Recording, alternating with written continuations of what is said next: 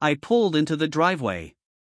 My heart is racing, the niggling hunch that had followed me during my work trip refused to leave. Valerie's SMS message, clearly not intended for me, kept playing back in my head. I took a deep breath, bracing myself for what I could discover inside our home. As I stepped out of the car, the calm of the area felt stifling. Our house remains silent. There are no traces of life apparent on the outside. I slid my key into the lock, and the click echoed in the silence. "Valerie," I called out.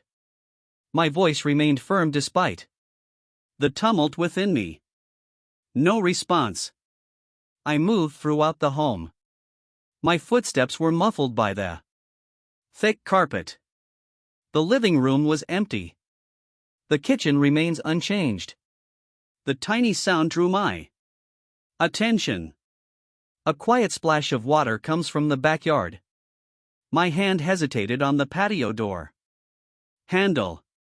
A part of me wanted to turn back and pretend I hadn't heard anything, but I could not. I needed to know. I slid open the door quietly. The warm evening air struck my face. The splashing became louder, accompanied by low murmurs and laughs. I strolled onto the terrace, my gaze drawn to the jacuzzi. There they were. Valerie, my wife of 5 years, and her boss, Nicholas Bailey, naked and intimate, oblivious to my presence. For a little period I was unable to breathe. The betrayal struck me like a physical blow, leaving me breathless. But while I observed them, something within me stiffened. The hurt turned into a cold, calculated anger. I cleared my throat aloud. "Isn't this cozy?" Valerie swung her head around, her eyes widening. And horror. "Philip, you got home early." Nicholas had the nerve to smirk. His arm remained draped across my wife's shoulders. "Harrington, this is awkward." I laughed, but the sound was empty of humor. "Awkward? Is that what you call sleeping with my wife in my own house?" Valerie, shock transformed into defiance. She stood up. Water cascaded down her body with no attempt to cover herself. "Oh, Philip, don't act so astonished. Did you really believe your poor attempts in bed would be enough to satisfy me?" Her statements were intended to pain and emasculate, but I refused to give her the satisfaction of a response. Instead, I turned to Nicholas. "And you? I guess screwing your employees' wives is a workplace bonus." Nicholas chuckled and stood up as well. "Come on, Harrington. You can't blame a man for accepting what he's provided, especially when it's so willing." I felt a surge of repulsion, but I maintained an emotionless expression. "You two appear to have forgotten something very crucial." Valerie rolled her eyes. "And what about it, Philip? What are your feelings?" I smiled, a cold predatory gaze that made both of them hesitate. "No, Valerie. The security cameras." Faces paled simultaneously. I took out my phone and tapped the screen several times. I had a hunch something like this was going to happen, so I added some extra security measures. High-definition cameras, excellent night vision. They capture everything. Nicholas stepped forward, his arrogance giving way to panic. "Now, Harrington, let us avoid making impulsive decisions." I ignored him as my finger hovered over the call button. "I am curious what your wife would think of this little display." Nicholas, before he could react, I hit the call button. The phone rang twice before Marion's face showed on screen. "Philip, is everything okay?" I turned the phone to give her a clear view of the jacuzzi and its occupants. "I apologize. Marion, I thought you should see this."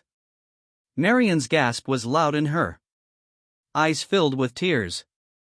"Nicholas, how could you?" Nicholas lunged for the phone, but I moved back to keep it out of his reach. "Marion, I can explain." I stopped the conversation and pocketed my phone. I believe she got the picture, don't you? Valerie and Nicholas stood there, drenched and exposed. Their arrogance crumbled. I felt terrible satisfaction from their agony. Philip, Valerie began with a conciliatory tone. We can discuss this. It does not have to end our marriage. I laughed. The sound is harsh and unrelenting. Oh, Valerie, it does. It ended the minute you chose to betray me. I want you both out of my house right now. Nicholas grabbed a towel and wrapped it over his waist. You are making a mistake, Harrington. I can make your life extremely difficult. I met his eyes unflinchingly. Try it. Bailey, I challenge you. As they rushed to recover their garments, I turned and returned to the house. My hands remained steady as I poured myself a drink. The ice clinked on the glass, providing a contrast to the sounds of hurried footsteps and slamming doors. When silence fell again, I took out my phone and dialed a familiar number. Travis, it's Philippe. I need your help.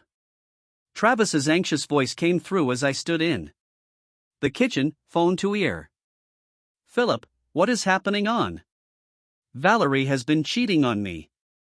I spoke calmly, despite the storm burning inside me with her boss, Nicholas Bailey. There was a sudden intake of breath on the other end. Shit, man, I'm so sorry. What do you need? I took a sip of my whiskey and enjoyed the burn.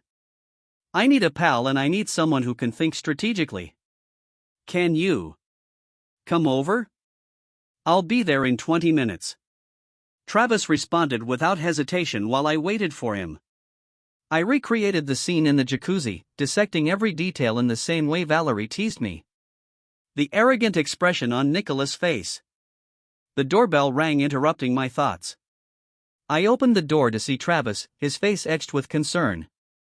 Philippe, he whispered, bringing me into a brief but strong hug. I can't believe what happened to you.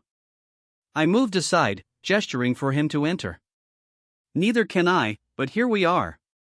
We settled into the living room and I recounted the events of the evening. Travis listened closely. His gaze darkened as I detailed Valerie and Nicholas' actions. He murmured, "Those bastards," when I finished. "What are you planning to do?" I leaned forwards, my gaze meeting his. "I'm going to destroy them, Travis, both of them. And I need your support to do so." Travis nodded slowly, a determined look in his eyes. "You've got this, man. Whatever you need." My phone just broke. I glanced at the screen and saw a message from Valerie. "Philippe, please, we need to discuss this. This was a mistake. I love you." I showed Travis the note and he scoffed. "She has some nerve." Indeed, I agreed and typed up my response. "There is nothing to talk about, Valerie. I will be filing for divorce. Do not contact me again." In one fast action, I pushed the send button and blocked her number. Travis lifted his eyebrow. "That is it. There is no spectacular encounter." I shake my head. That is what she wants. A chance to exploit me and act the victim. I will not offer her satisfaction. Travis nodded. "So, what is the plan?" I rose up, pacing the room while I organized my thoughts. "First, we need information. I want to know everything about Nicholas Bailey, including his finances, business transactions, and dirty secrets. If he's willing to sleep with his employees' wife, I'm guessing there's more dirt to uncover." Travis grabbed out his phone, his fingers speeding across the keyboard. "I know this person. Shannon Hayes. She is a private investigator. Best in the business. Want me to call her?" "Do it." I told her money is no object. I want to know all she can find out about Bailey. As Travis placed the call, I proceeded to plot We will need allies. Nicholas's other employees, possibly others he's cheated in business agreements. And Marian, his wife, she deserves to know the entire scope of his betrayal. Travis terminated the call with a delighted smile on his face. Shannon is on board. She will begin digging first thing tomorrow. Excellent, I said, a frigid smile growing across my face. Now let's talk about how we're going to use that jacuzzi film over the following few hours. Travis and I planned for every move and contingency. By the time he left, the sun had risen above the horizon. But I felt more awake than ever as I stood in the doorway, watching Travis drive away. A sense of serenity came over me. The pain of betrayal was still present. A deep ache in my chest was masked by a steely determination. Valerie and Nicholas believed they could disgrace me, break me. They were about to discover how mistaken they were. I closed the door. My thoughts are already racing with the following steps in my strategy. The game was on and I planned to win. The house seemed different today, contaminated by the knowledge of what had happened. I went around the rooms painstakingly collecting Valerie's possessions. Each item I touched increased my rage, reminding me of her treachery. My phone buzzed constantly. Messages from Valerie, Nicholas, as well as a few common friends who had somehow learned about the news. I disregarded them all and concentrated on the task at hand. The doorbell rang while I was packaging up. Valerie close. I stiffened up, racing for a confrontation. But as I opened the door, Marian was standing there. Her eyes were red-rimmed and puffy. Philip, she spoke barely above a whisper. I wasn't sure where else to go. I stepped aside and let her in. Come inside, Marian. I'm sorry you had to find out in that way. She nodded and moved into the living room, sliding into the couch. I'd always suspected, but I didn't want to believe it. I sat across from her, observing her intently. What are you planning to do? Marian straightened up, a look of determination on her face. I've already called my lawyer. I'll file for divorce first thing Monday morning. Good, I replied, nodding in approval. You are worth more than that jerk. She stared at me. Her gaze sharpened. And how about you, Philip? What are you planning to do? I leaned back, a frigid smile flashing over my lips. I'm going to make them regret ever crossing me. Marian did not flinch at my comments. Instead, she leaned forwards. Her voice was low and powerful. I want to be involved in whatever you have planned. I want to help.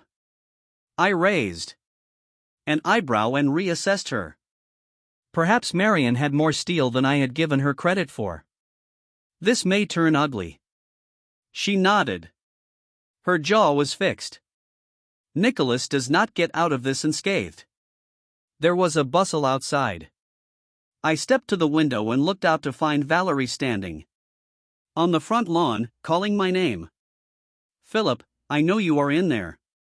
We need to talk. I turned to Marian. It appears that it is showtime. We stepped out onto the porch together to present a united face. Valerie's eyes brightened when she saw Marian, then narrowed in rage. What's she doing here? Valerie spit. I ignored her query. I thought I had told you not to contact me. Again. Valerie. Valerie stepped forward, her voice begging. Philip, please, this was a mistake. I love you. We can work through it. I laughed. The sound rough and uncompromising. Love me. You have a funny way of expressing it. Was it love when you slept with Nicholas in our jacuzzi? Was it love when you mocked me? They called me pathetic. Valerie flinched. Her facade is disintegrating. I did not mean those things. I was just. Save it. I shut her off. I'm not interested in your justifications or lies. You made your decision. Valerie. Now you have to deal with the repercussions. What are the consequences she demanded? Changing her tone from appealing to defensive? Philip, you cannot do anything to me. It's your word. Versus ours. I smiled, chilly and predatory. Oh, but it's not just my word, right? There is video. Evidence. Remember, how do you expect your family to respond when they see it, your friends and colleagues? Valerie's face lost its color. You wouldn't dare to try me. I challenged. You appear to have forgotten who I am. Valerie, I'm not a pushover that you can manipulate and trash. Do you want a war? I will give you one. Marion stepped forward. Her voice is solid and he will not be fighting alone. Valerie looked between us. Her eyes widened with realization. For the first time, I noticed terror there. This is not over. She continued, but her tone lacked conviction. I nodded. You're correct about that. It's merely the beginning. As Valerie went to her car, I turned to Marion. Are you prepared for this? She nodded with a fierce spark in her eyes. More than ready. Let us make them pay. We returned inside, locking the door behind Valerie's fleeing form. The parts were falling into place. The stage was prepared for what was to follow. Valerie and Nicholas had no idea what was going to happen, but they would find out shortly. They'd realized the full gravity of their error and I'd be there to see them collapse. 2 days after my argument with Valerie, I sat down at my desk, phone in hand. Shannon Hayes' number glowed on the screen. Mr. Harrington, I pressed. Call. Determination pouring through me. Shannon's clear voice responded. I have some intriguing results for you. I'm all ears, Miss Hayes. I said, reclining back in my chair. Nicholas Bailey isn't as clean as his public persona implies, Gainan began. I discovered proof of a fraudulent plan from his early career. He has gone to tremendous measures to hide it. My lips curved into a frigid smile. Excellent work. Could you please provide me all of the details that are already on their way to your email? Shannon responded. What are your next steps? I have some ideas. I said, keep digging. I also want to know everything about his current business operations. After hanging up, I dialed Travis. He responded on the first ring. Philip, what is the latest? We have dirt on Bailey. I said. I need you to contact several of his staff. Find out who's upset and who he screwed over. Travis gave out a low whistle. You're not kidding around, are you? They brought this upon themselves. I replied. My voice harsh. Are you still with me? All the way?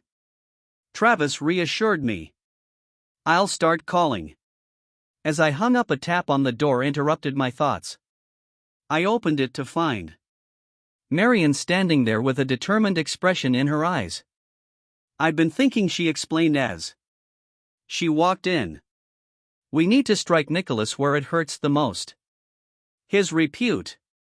I motioned for her to continue as we moved into the living room. Marion sat down and said that he values his image more than anything else. What if we exposed him to everyone instead of just a few? A gradual smile appeared on my face. What did you have in mind? Marion leaned forward, her eyes gleaming. The jacuzzi video. We send it to his co-workers, relatives, and everyone. It's risky, I thought. We could face legal Consequences. Marion said, not if we do it anonymously. I know a technician who can assist us hide our tracks. I nodded. I am impressed by her initiative. Okay, let's do it. But we have to timing it. Right? Hit them when they're least expecting it. Just then, my phone vibrated with an email. Notice. It was from Shannon. Contains all of the details about Nicholas' fraud scheme. Marion, I said, glancing up from my phone. How would you like to help bring down your soon-to-be ex-husband's career? Her eyes widened as I showed her the email. Is this real? I nodded with each syllable. And we plan to use it to destroy him. We spent the next 3 hours organizing our chat, interrupted by calls from Travis providing updates on his progress. By dark, we had a good plan in place. Remember what I said to Marion before she left? We need to be patient. Timing is everything. She nodded, a stern expression in her eyes. They will not know what hit them. As I closed the door behind her, I felt a rush of excitement. The game was underway and I held all of the cards. Valerie and Nicholas had no idea what was waiting for them. I poured myself a glass and raised it in a quiet toast of vengeance. Served icy cold, days went into weeks as our strategy unfurled. I put myself into work, launching a new business with the money from my late grandma. It functioned as both a distraction and a tool of carrying out my revenge. One crisp morning as I sat in my new office overlooking the city, my phone rang. It was Shannon. Mr. Harrington, she said, her voice full of joy. I've got something major planned. I leaned forwards, my interest piqued. What did you find? Remember Bailey's earlier scam scheme? Well, it never truly ended. He has been cooking the books for years, siphoning off firm funds to offshore accounts. A gradual smile appeared on my face. Can you prove it? I have documentation. Bank transfers everything. Shannon responded. It's unbreakable. Excellent work. I said, send me everything you have. As soon as I hung up, I called Travis. It is time. When he responded, I told him that we were ready to go. Travis, his voice was full of expectation. What exactly is going on? I said that the authorities had received an anonymous tip. Then we sit back and watch the fireworks. Later that day, Marion and I met at a tiny cafe downtown. Her eyes lit up with delight as I told her about Shannon's discovery. So is this it? She inquired. Her voice low. Are we really doing this? I nodded. Nicholas Bailey is about to have an extremely horrible day. We spent the next hour discussing the last elements of our plan. Marion grabbed my arm as we were leaving. Philip, she spoke seriously. Thank you for everything. I gave her a slight smile. We are in this together, Marion, until the end. The next morning I awoke early. Adrenaline is racing through my veins. Today I made the anonymous call to the authorities. My voice was muffled. And I only provided enough information to launch an investigation. Then I waited. It did not take long. By mid-afternoon news had spread of a big fraud probe at Nicholas's company. From my workplace, I watched the drama unfold across all news channels. My phone vibrated with a text message from Travis. It is happening. Bailey is being let out of the building by police. I gave myself a moment of delight before responding. Excellent. It's time for phase 2. While Nicholas was distracted with the fraud investigation, Marion came up with the idea for phase 2. We would release the jacuzzi video. The timing was excellent. Multiple hits leave no time to recover. I called Marion. Are you ready? More than ready, she replied with a firm voice. Let us do this. With a few clicks, the film was anonymously distributed to Nicholas, his co-workers, family members, and various gossip websites. The aftermath was swift and severe. By evening, Nicholas Bailey's life had been ruined. Arrested for fraud, publicly humiliated, his reputation is in shambles, and this was merely the beginning. I felt satisfied as I sat in my living room watching the mayhem on the news. Valerie and Nicholas had believed they could break me. Instead, I'd broken them. My telephone rang. It was Valerie. What did you do? She shouted as soon as I responded. I'm not sure what you're talking about. I responded quietly. Don't play dumb. She hissed. I know it was you. Fraud investigation. The video. It has your fingerprints all over it. I chuckled coldly and mercilessly. Prove it. When Valerie spoke again, there was a brief quiet on the other end. Her voice trembled. Philip, please, we can work it out. I will do anything. Anything. I emphasized my voice. Then suffer, Valerie. Suffer as I did when I saw you with him.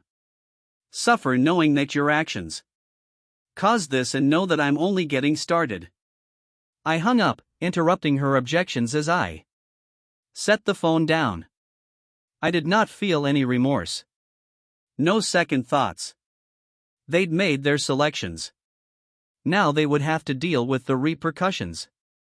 The game wasn't over yet, but I was winning and planned to see it through to the bitter end.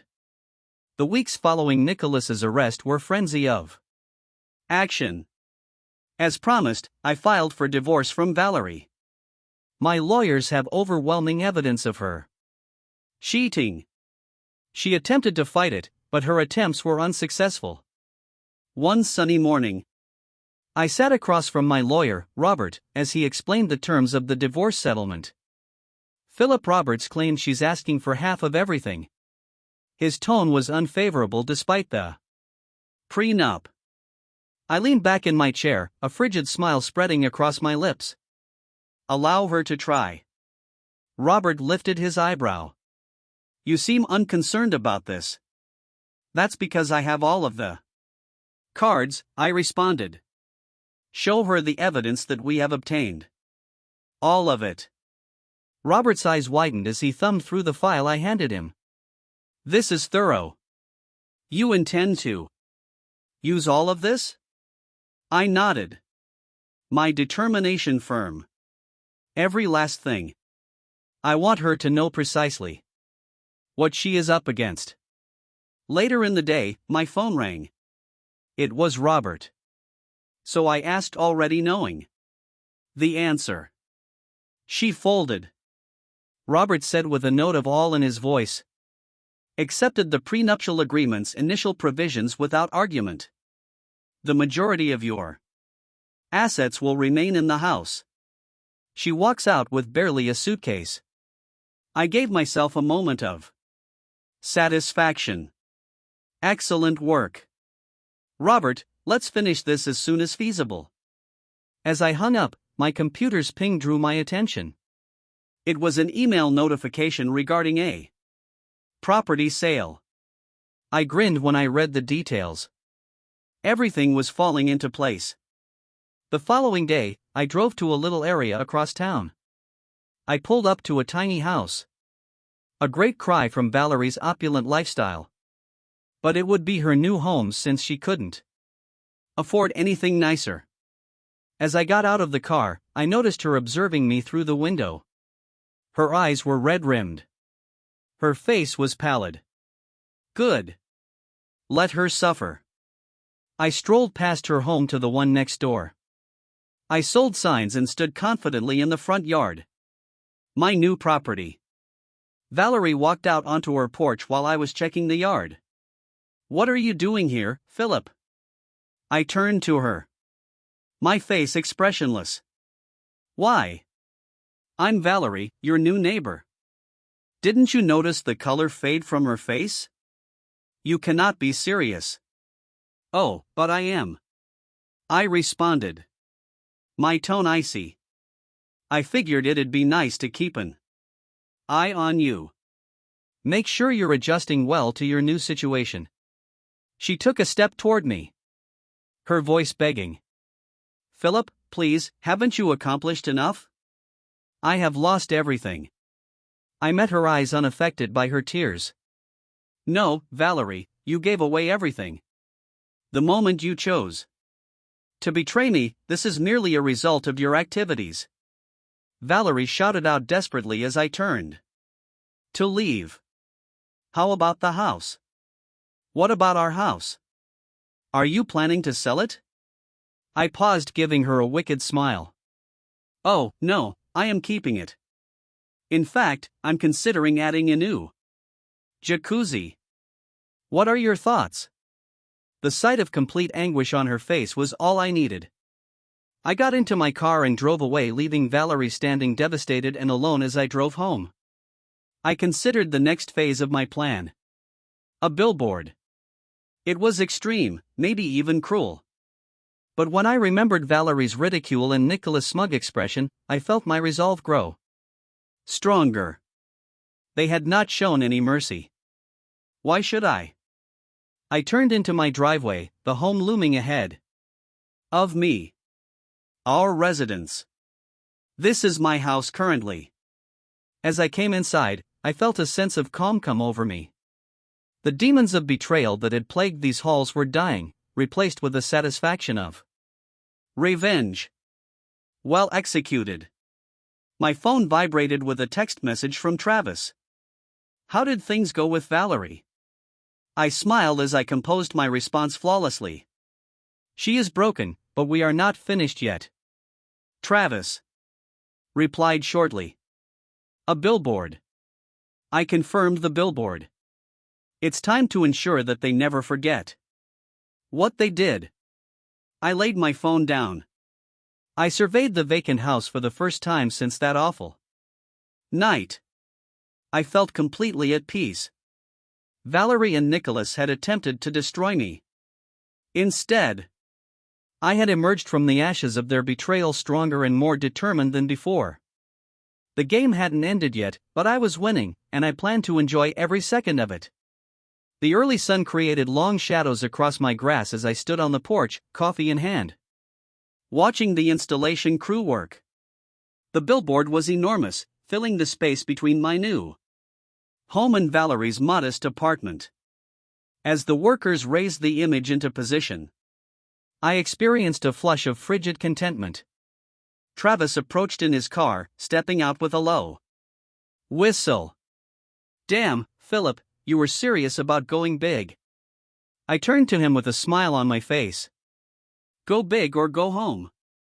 Right. He joined me on the porch looking at the advertisement. Are you sure about this? It's fairly intense. Absolutely.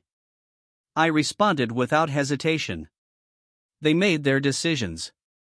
They now have to live with the consequences. We watched the technicians finish securing the photograph. A high-resolution image from the jacuzzi. Valerie and Nicholas were captured on video at their moment of treachery, which is written in bold letters underneath. Remember this. How long till Valerie sees it? What do you think? Travis inquired. And as if on cue, a scream rang out from next door. We turned to see Valerie stumble out of her house, her eyes wide with dread as she noticed the advertisement. Philip, she screamed and stormed towards us. What the hell is this? I slowly sipped my coffee. Good morning, Valerie. I see you have spotted the new addition to the neighborhood. She approached the boundary of my property, her face distorted with fury and humiliation. Take it down now. I'm afraid I can't do that, I said calmly. I own this property. Thus I can do whatever I want with it. You cannot do this, she yelled. Her voice cracked. It is illegal. Travis walked forward. His voice quiet but firm. Actually, it is not. We checked.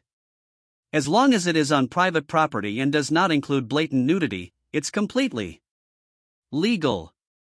Valerie's eyes flashed between us, despair etched on her features. Philip, please, I understand. I have harmed you, but this goes too far. I placed down my coffee. I met her stare with steel in my eyes. Too far. Was it too much when you mocked me in our home? You breached our promises. Without thinking twice. Oh, no, Valerie, this is far enough.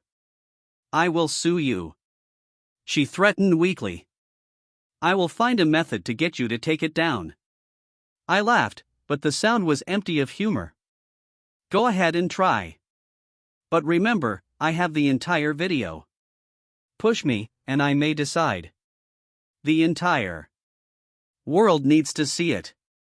The fight seems to drain out of her. Then she slumped. Tears were flowing down her face.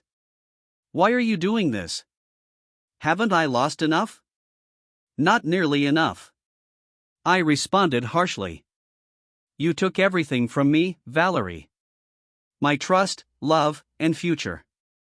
Now I am taking everything from you. Your reputation, comfort, and peace of mind. Fair is fair. She opened her mouth to reply. But I shut her off. Save it. I am not interested in your excuses or tears. You made your bed. Now lie in it. Every day you peek out the window. I want you to remember what you threw away. With that, I turned away from her and entered the home. Travis, following closely behind. As I shut the door, Valerie's cries faded into the background. Travis gazed at me with astonishment and anxiety. That was freezing, dude. Effective, but cold. I shrugged. I'm pouring myself another cup of coffee. They brought this upon themselves. I'm just making sure they never forget it. As we relaxed into the living room, my phone buzzed with a message from Marion. Just drove by. The billboards are. Wow. How is Valerie taking it? I smirked while typing my response. About as well as one would anticipate. How are you holding up? Her reaction arrived shortly. Better than ever. Nicholas called yesterday and begged for another opportunity. I told him he should enjoy prison. I showed Travis the note and he grinned. Your plan appears to be working perfectly. It's not over yet, I explained. My mind is already racing about the next steps, but we're getting there one day at a time. As Travis went, I stood by the window observing Valerie's house. The billboard towered over it, a continual reminder of her infidelity. I felt neither empathy or remorse. Just satisfaction that justice was being given coldly and mercilessly. I allowed them to suffer. I reasoned. Let them feel a fraction of the misery they gave me. This was my vengeance. And I would enjoy every minute of it. Despite Valerie's urgent attempts to have it removed, the billboard became a local sensation over the next few weeks. It remained solid, a constant reminder of her betrayal. I observed from a distance as her life unraveled piece by piece. One lovely afternoon as I was leaving my workplace, I literally ran into a woman carrying a stack of paperwork. Oh, I'm very sorry, she exclaimed, scattering papers over the floor. I knelt to assist her gather them. No, that was my fault. I didn't look where I was heading. As we stood, our gazes connected, and I felt a sudden jolt. She was stunning, with gentle eyes and a pleasant smile. I am Jacqueline, she remarked, holding out her hand. Philip, I said, shaking it. Philip Harrington's eyes expanded slightly. Philip Harrington was the one who discovered the massive fraud case. I nodded, amazed at her recognition. That is me. Wow, she exclaimed, her smile broadening. I've been watching the case. What you accomplished was outstanding. We ended up getting coffee. Our talk flowed easily. For the first time in months, I found myself truly enjoying someone's company as we parted ways. Jacqueline hesitated. This may sound overly forward, but would you like to have supper sometime? I was taken aback. Valerie's betrayal came flooding back to me. But seeing Jacqueline's open, honest expression, I made a decision. I'd enjoy that. I spoke, surprised myself with my sincerity. Over the next 2 weeks, Jacqueline and I became closer. She was everything. Valerie was not. Considerate, supportive, or sincerely interested in my opinions and feelings. One evening, as we went across the park after supper, Jacqueline looked at me. Philip, may I ask you something? I nodded. Curiously. A billboard. I know the story behind it. Are you okay? I remained silent for a bit while analyzing her question. I am now. I eventually said, what? Valerie and Nicholas did. It almost broke me, but I wouldn't let them win. Jacqueline gripped my hand. You're aware of your incredible strength. Most individuals would have collapsed. I glanced at her and just saw understanding in her eyes. You don't believe I went too far? She shakes her head. They deceived you in the worst way imaginable. They earned all they received. Her words warmed me and reinforced my resolve. This was a woman who understood and unconditionally supported me.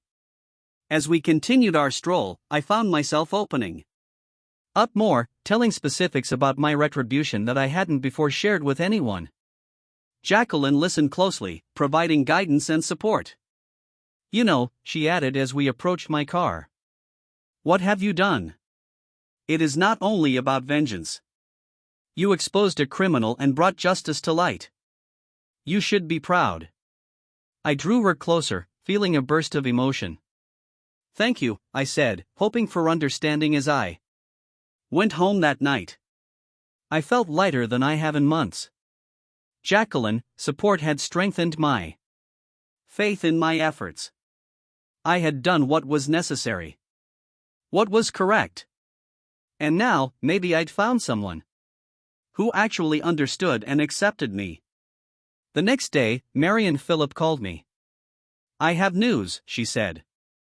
Her voice was full with eagerness. What is it? I inquired, reclining back in my office chair. I'd been given a position in New York, she explained.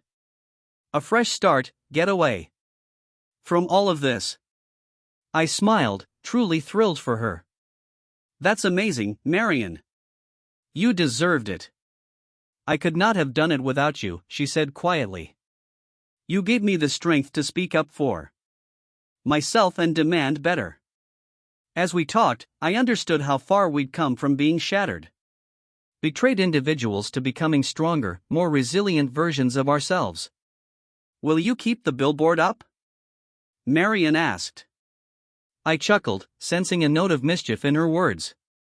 Absolutely. It's become quite a local landmark, you know. We laughed together, full with the satisfaction of justice served and lives repaired. As I hung up, I peered out my office window into the city below for the first time in a long while. I felt completely at peace. Valerie and Nicholas were paying the price for their betrayal. Marion was on to bigger and greater things, as was I.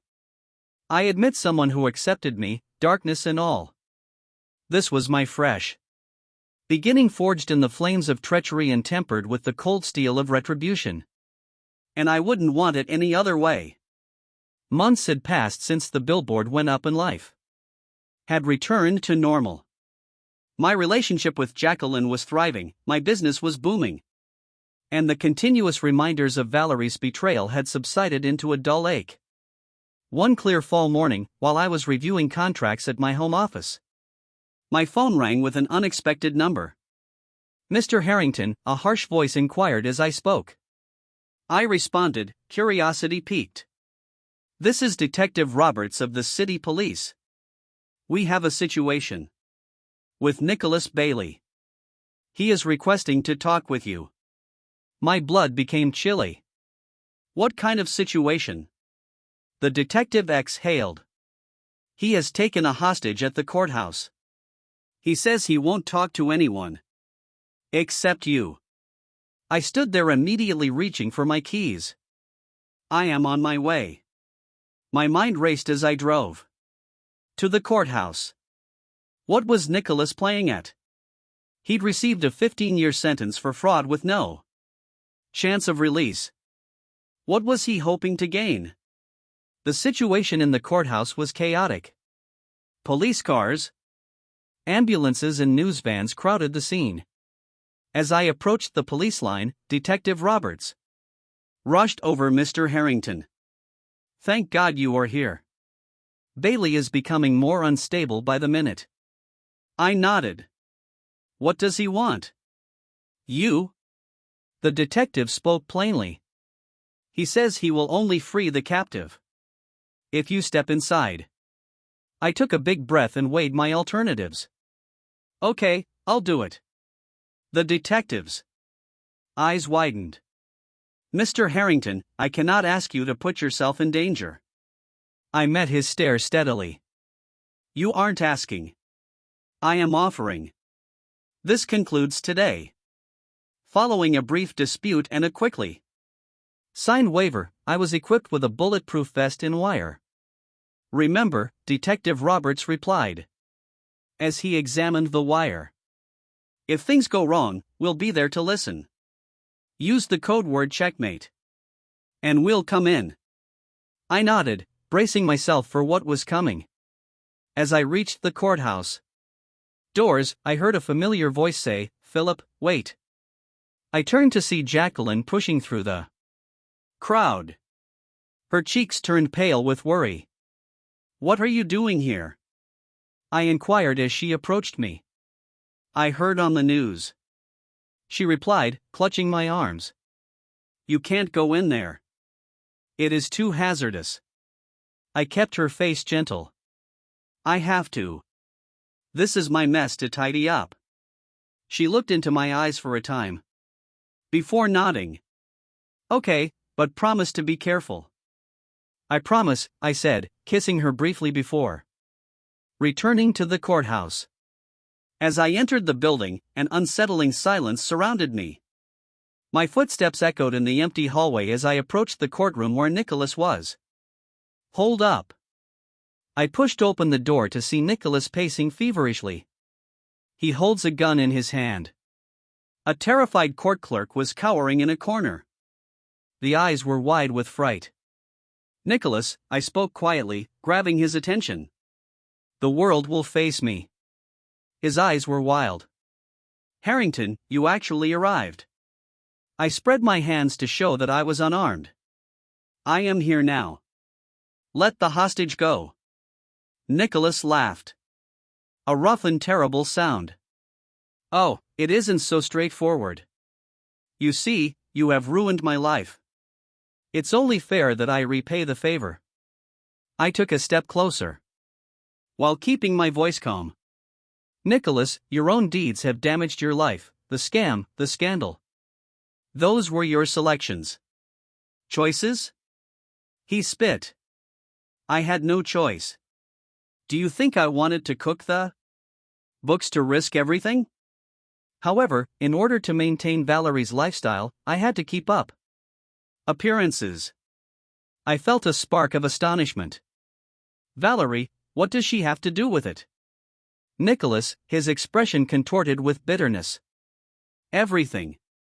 She was the one who encouraged me to take risks and cut corners. We deserve the finest, Nicholas," he mimicked with a high-pitched voice. Think big or go home. I assimilate this information. Pieces are clicking into place. So what about the affair? Her concept, Nicholas said, slightly deflated. She claimed it would be exciting. Bring some flavor into our lives. I was an idiot for going along with it. I moved closer. My thoughts raced. Nicholas, listen to me. I understand your anger, but this is not the way. Let the captive go and we can discuss this for a bit. I had hoped he would comply. Then his expression darkened. No more chatting. It's time for action. He raised the gun and aimed it directly at my chest. I tensed, preparing to dive for cover. Checkmate, I said, evidently hoping the cops would listen. Nicholas's forehead furrowed with confusion. What? Before he could respond, the doors sprang open. Police rushed in to disarm Nicholas and secure the captive. As they carried Nicholas away in handcuffs, he called out for me. This is not over, Harrington. You will have to pay for this. I saw him leave. I'm feeling both pity and revulsion. Even now, he was unable to accept responsibility for his acts outdoors. I was quickly wrapped in Jacqueline's arms. Thank God you're okay, she whispered into my chest. I held her tightly. The adrenaline of the moment eventually caught up with me over her shoulder. Valerie was standing at the fringe of the crowd. Her face was a mask of shock and shame. Our eyes locked and I knew she'd heard everything. The truth about her role in Nicholas's collapse was revealed. The police escorted us away for statements. I felt a sense of finality come over me. This chapter of my life was finally over. Nicholas and Valerie had wrecked themselves. Their falsehoods and tactics were ultimately exposed. I gazed down at Jacqueline, who was smiling up at me with love and understanding in her eyes. This was my future now. A life based on honesty, trust, and mutual respect. My long-held need for vengeance had been fulfilled. Justice had been served coldly and ruthlessly, but I had emerged stronger, wiser, and ultimately victorious. As we walked out of the courthouse, leaving the mayhem behind, I felt a weight lift off my shoulders. The game had over, and I had won. Here is the next story. My wife and I have been together for 8 years. Married for the last 5. We met in college. We've both been working hard to advance our jobs and salaries in the few months since our marriage. My wife began gaining weight. She had been overweight before attending college. She had informed me that when she was overweight, she felt inferior to other women and never wanted to go back. 3 years into our marriage, she was 70 pounds overweight. This had an impact on both her self-esteem and our romantic relationship. I managed my weight by going to the gym on a regular basis. I often pushed my wife to join me, but she always declined. She didn't enjoy the weightlifting gym I went to when she reached 75 pounds. In addition, she decided to start attending to the gym she joined, another more mainstream gym that caters to women. The gym has a lot more treadmills and bikes. They also offered early morning aerobics courses, which my wife took before going to work. After a year, my wife had lost her entire weight and more. My wife's self-esteem was restored, and our romantic relationship improved. After 6 more months, my wife looked better than ever. She was now obtaining a fake tan, letting her hair grow out and dressing more appropriately. She looked great. I was looking forward to loving her more than ever. Unfortunately, our love life dwindled after a few months. Almost nothing. She informed me she was exhausted from her workouts and encouraged me to take care of myself. When she first told me this, I felt like she had spit on me. Now I'm in the traditional rock and hard place. The rock is a trustworthy relationship and the hard place is she cheating? I'm not the type of person who sits around hoping for the best. Duck the rock. If I'm wrong, I'll own it and have to kiss her as an asterisk for a few months, whereas doing nothing invites self-doubt into my life. Life is difficult enough already. I placed a voice-activated recorder in the lining of her purse and enabled location tracking on her phone. Update. I discovered she was simply doing a different style of workout on Tuesday and Friday mornings. On those days at his flat, she was avoiding a trainer at the gym. His name was Jim. He was one of those health fanatics who committed every moment of his life to looking his best and staying as fit as possible. His social media feed was loaded with photos of himself posing, working out, or competing in some sort of race. I'm not sure how I manage the next 3 weeks. I was in a mental fog of sorrow, alternately angry and melancholy. I started working out longer in the morning and added a program after work. I felt inadequate and thought that enhancing my appearance would win back my wife. I cleaned up and gained muscle. But my wife was still in the affair fog. She didn't see how ripped I'd gotten. She didn't realize how depressed I was at my lowest point. Screw her financially. Divorce would be easy. We rented an apartment. We had money in our joint bank account. Our automobiles cost approximately the same and were roughly the same age. Our true savings were in her 401k account. My workplace did not provide a 401k. Now for the vengeance I know. Take the moral high road and don't waste your time on things that don't benefit your own life. Do not glance backwards. Move on with your life. Nope. I plan to acquire some personal enjoyment by burning the asterisk and her sweetheart. I believe this to be my personal treatment for never looking back. Once I had completed my plan was straightforward. Their fitness drew them together. I'd take it away from them. Don't allow her profit from her deception. Loverboy had an apartment on the first level that overlooked a pool area. I purchased a camera that you placed into a light fixture, then screwed the light bulb into it. I pointed my camera at Loverboy's front door. What a surprise! Loverboy was avoiding 3 other women at the gym. They're all married. They didn't even bother to remove their wedding bands. I also discovered that Loverboy did not lock his door when he went to the pool.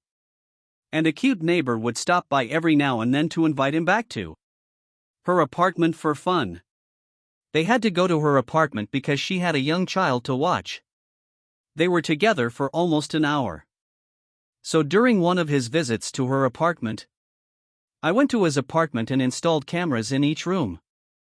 Fortunately for me, he kept USB phone power adapters in each room. I replaced them with USB power adapters that contained motion-activated pinhole cameras.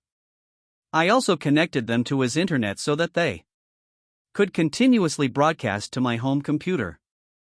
I also photographed everything in his apartment. So I watched a few weeks' worth of videos. I have to admit he did avoid the most attractive women in the gym. My wife is an extremely attractive woman. However, 2 of the other women were far more attractive, even though they were little older. The third woman was my wife's age, but about 20 pounds heavier. All 3 women paid for his services. My wife didn't pay for his love. She was trading him affection for drugs. I subsequently discovered them, and the bottle described them as human growth hormones. Loverboy was taking human growth hormones and anabolic steroids. On weekends, the pool women would visit his apartment. They would get high from something he provided, then duck. The pool cam showed her ex-husband coming to pick up the child over the weekend. Update 1. So I informed my wife that I had a work trip to Los Angeles. Then I rented a car. and drove down to Tijuana. I hired a hooker for the day. My objective was to acquire her many doctors' prescriptions for birth control pills. When I explained what I wanted, she said she had a better approach. She knew a pharmacist who would give her whatever she wanted. She mentioned that all of the girls used him for birth control and Plan B tablets. I inquired if he could offer it in liquid form for a syringe. She responded yes, but it was probably meant for animals. She called him to set it up. I drove her to the pharmacist. She introduced us. I explained what I needed, paid him, and we left. I handed her 4 times the amount she said she made in a day. Remember, I hadn't received any love in almost a year. Lover injected himself with a hidden stash of steroids every few days, using the spare house key I discovered during my first visit. I removed all of the testosterone from his vials and replaced it with estrogen. I went home and replaced all of my wife's human growth hormones with testosterone. Update 2. Nearly 2 months later, my wife began to show the effects. Her muscles became noticeably larger and she began to lose her temper. Her skin also started to break out more frequently. I suggested she use a different tanning spray. Loverboy began to appear noticeably softer. I noticed him looking upset after weighing himself on his bathroom scale. My wife was crazy about him during her weekly visits. She continued until he begged her to stop. He began to take something to help him maintain. My wife first expressed concern that the human growth hormone he was giving her was different or in a higher dose than before. He assured her that this was not the case. Loverboy noticed that he was becoming softer and increased his injections 4 months into his treatment. He lost all of his women, including my wife. He couldn't claim to have lost interest in love. My wife couldn't stop herself from having angry outbursts followed by severe mood swings. She'd then be upset with herself for losing control, followed by crying. Loverboy has lost his job at the gym. When he burst into tears in front of everyone, someone teased him about how much hair he left on the workout machines. According to a friend, he attempted to cry on my wife's shoulder, but she would not allow it. When he tried to beg her again, she lost her temper and kicked him in the stomach. He actually lay on the floor, holding his stomach and crying. My wife stood over him, calling him fat and stupid, and she was also kicked out of the gym. Neither Loverboy nor my wife visited the doctor to get tested. I assumed they had consumed too many illegal drugs to care what a doctor had to say. Loverboy began to develop some nice-looking tea around his asterisk and was losing hair. He finally visited a doctor. Blood tests revealed that he had high levels of estrogen in his system. They suspected his thyroid and surgically removed it. He will be taking hormone treatments for the rest of his life. My wife joined another gym but didn't put in as much effort. She seemed to have lost motivation. Her lover regained all of her weight, began losing her hair, and developed an acne rash across her entire back, just like an asterisk on the thighs and face.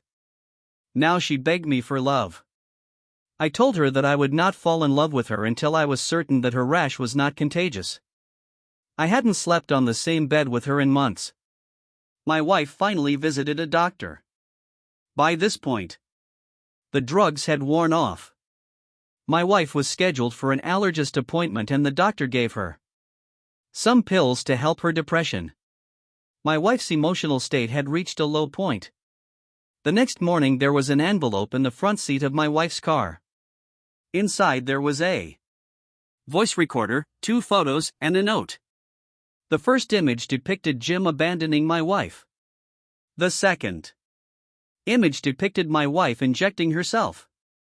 The drug label was clearly visible on the drug container on the table beside her. The letter stated, "I knew you were having an affair with Jim. I have video and audio recordings. I'll give you instructions to leave me $10 and $20. Or I'll go to your husband with the adultery evidence and the police with the illegal drug evidence. I'll contact you later about how to get the money." My wife was listening to the tape in our driveway as I peeked out at her. She heard the sound of her and Jim making love. There was also a conversation in which my wife told Jim that I was a fool. I could tell she was shocked when she heard the tape. The shock was soon replaced by anger. My wife started her car and took off. I observed her she was heading straight to Jim's apartment. While watching the pool camera, I noticed her dog at Jim's door. When he opened the door, she jumped on him and began to hear an asterisk rap from the recorders in his apartment. "Jim, what exactly is wrong with you?" "Wife, you are attempting to blackmail me, Jim. You worthless piece of shit." "I'm trying." "What, wife?" "Blackmail me or you'll tell my husband and the police about my drug use." "Jim, why in the asterisk? LHL, would I do that? I have more to lose than you. If it came out wife as asterisk. Cole, you do not have a wife to lose." "Jim, the drugs. I could go to jail for the drugs." My wife stopped talking and held out the letter. Jim read the letter and said I should. "Sorry, this is happening to you, but it is not me. In fact, I was just packing the last of my things. I am moving back in with my mom and dad till I can find a job and get healthy again." He handed her the letter. My wife finally noticed most of Jim's things were gone or in boxes. She then noticed that Jim had 2 black eyes and a cast from his right knee down. My wife. "What the age asterisk? LL happened to you, Jim? Your husband is not the only husband upset with me." My wife glaring at Jim. "What do you mean, Jim? There are 3 other husbands who keep me up." My wife screaming. "You were ducking 3 other women while you were ducking me." Jim remarked, "I'm sorry," and started to cry. Wrong answer. My wife grabbed his shirt and shot him hard in the nose, breaking it. Jim slumped backwards into his as an asterisk, leaving my wife peering down at him, still holding his shredded t-shirt in her hand. "Wife, I told you you were a fat stupid. If I find out you have anything to do with this throwing the paper at him, I am going to cut off and make you eat it." Jim sat on the floor crying as my wife rushed out the door. That night after work, I could see my wife was angry. I didn't utter a word. I left another letter in her car ordering her to put the money inside a gym bag and leave it in the trunk of her car. When she was at the gym that day, when she got out from the gym, the bag was gone and in its place was a cell phone with a voice disguising device. I called my wife the next day and told her the $10,000 was only a test. I would leave her alone if she would cash out her 401k and give money to me. She lost her temper and told me she would never do that. I thanked her for the $10,000 and wished her a happy divorce, facing legal penalties and exposing her true character following our failed negotiations. I sent her one of the videos and she eventually gave in. It took her a month to withdraw the money. I told her to leave the money in her husband's trunk and I'd get it while he was at the gym that evening. I told her that she would never hear from me again, especially since she had run out of money according to her GPS. I noticed she was trailing me. I noticed she was parked down the street, keeping an eye on my car. I purchased a case of protein powder, handed the trainer my car keys, and instructed him to place it in the trunk of my car while he did so. I went to work out. When I returned from the gym that evening, I watched her sneak out and check in my trunk. The protein box was there, but the money was gone. A few days later, I brought her to an expensive restaurant to celebrate our anniversary. During cocktails, men must wear jackets and ties, while ladies must wear dresses. I served her divorce papers along with images from her affair.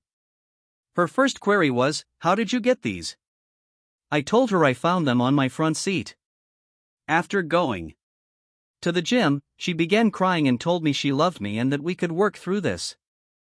I told her that the evidence suggested she had been avoiding him for about a year.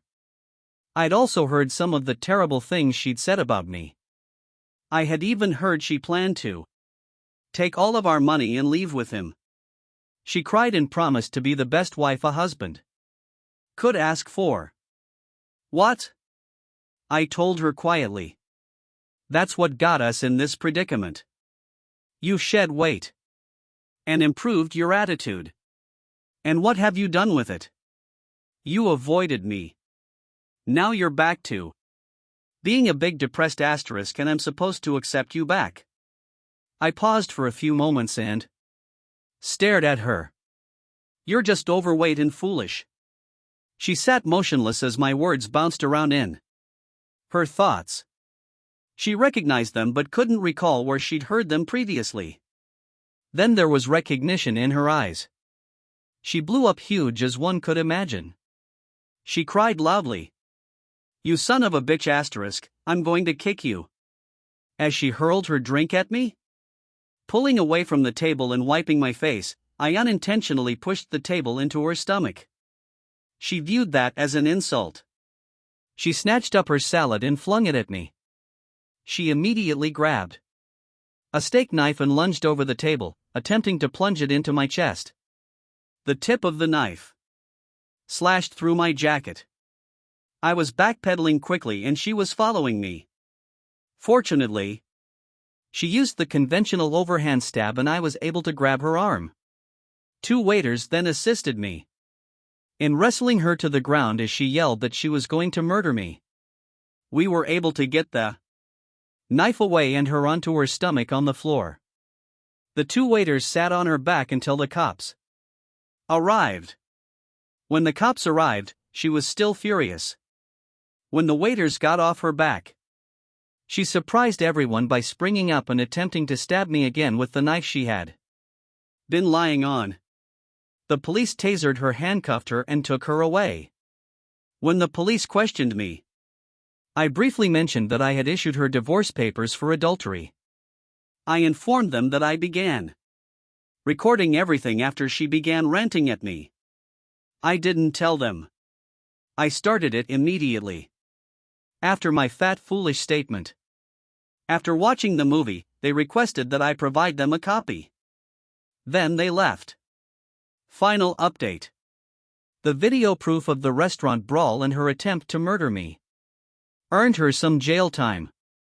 That, together with her evidence of adultery, helped me get a favorable divorce settlement. In fact, I received everything of the cash and assets save her automobile. My wife had misappropriated a significant chunk of our marital assets, including her 401k. The judge told my wife that he felt the missing money, $10,000, and 401k, were in her or her lover's possession. In either case, she was accountable for repaying my owing part. She categorically denied having the money and her blackmail scenario fell flat. She even tried to blame me for orchestrating it, but she just had accusations. She had to give me alimony for 5 years to make up for the loss from her theft. As for me, I had a fantastic weekend in Las Vegas, and amazingly won about as much as my wife had stolen from me. After paying the tax on $10,000, the $401 came out. I was able to reinvest the funds in my own long-term retirement account. With my ever-improving salary and 5 years of alimony, I was able to purchase my own condo and a pair of really excellent cars. And I still wonder why individuals are so stupid as to breach the confidence of the one they love and trust the most, only to expect that person not to betray them in return.